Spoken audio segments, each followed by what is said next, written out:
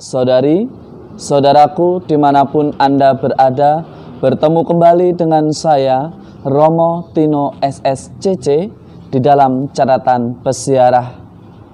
Di dalam persiaran hidup, kadang kekhawatiran, ketakutan menjadi penghalang utama bagi kita untuk berbuat baik. Tetapi percayalah, ketika kita mau melakukan perbuatan baik yang benar, tepat dan jujur, Tuhan akan menjamin kehidupan kita selanjutnya.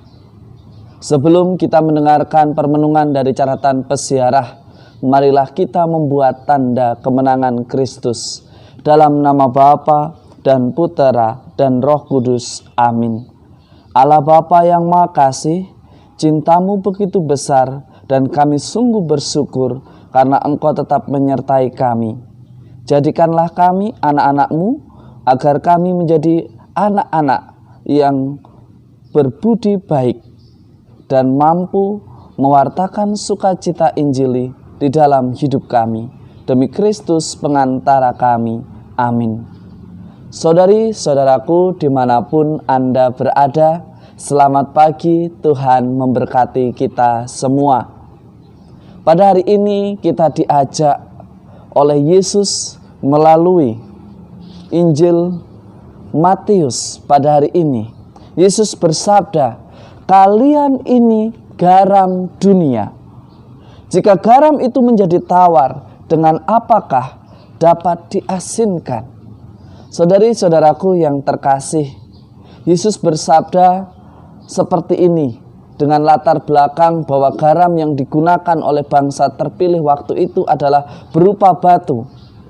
Batu-batu itu rasanya asin. Batu itu dicelupkan di dalam sayur lalu diangkat ketika rasanya dirasa cukup.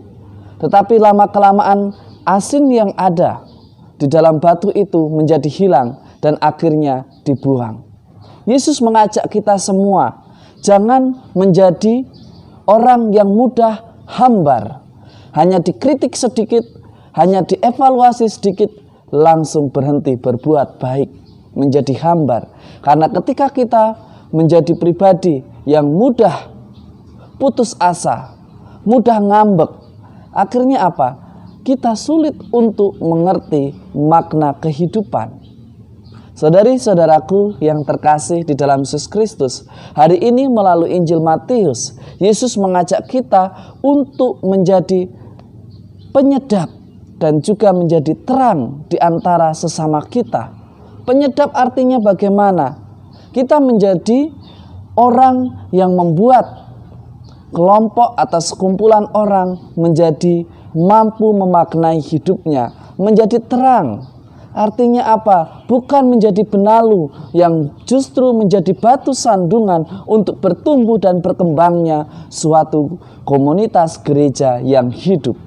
Kita diajak untuk menjadi terang dan garam. Artinya apa? Membuat gereja itu menjadi lebih hidup, menjadi lebih bermakna, menjadi orang-orang di dalamnya mau berbagi. Inilah ajakan Yesus hari ini. Menjadi garam dan terang dunia. Menjadi penyedap dan mampu menjadi warna di dalam komunitas di mana kita berada. Baik di tengah masyarakat, di dalam gereja maupun di dalam keluarga. Saudari-saudaraku yang terkasih, ketika di dalam hidup ini kehilangan maknanya, kehilangan cintanya, maka hidup akan terasa hampa. Hidup menjadi kehilangan maknanya. Tetapi hari ini kita diajak belajar dari janda yang menolong Nabi Elia untuk membuatkan roti. Orang ini berbuat baik dari kekurangannya. Dia jujur, tidak berbohong. Dia mengatakan bahwa dia hanya memiliki segenggam gandum dan mungkin hanya di dalam bulir-bulir minyaknya tinggal sedikit. Tetapi kejujurannya, kemauannya untuk berbagi membuat Tuhan memelihara janda ini. Dan akhirnya mereka pun tidak pernah berkekurangan makanan sampai musim hujan tiba. Bacaan dari kitab pertama Raja-Raja mengajak kita sadar betul bahwa di dalam perbuatan baik, di dalam perbuatan yang mulia, Tuhan menjaga kita, Tuhan memberikan jalan keluar bagi kita.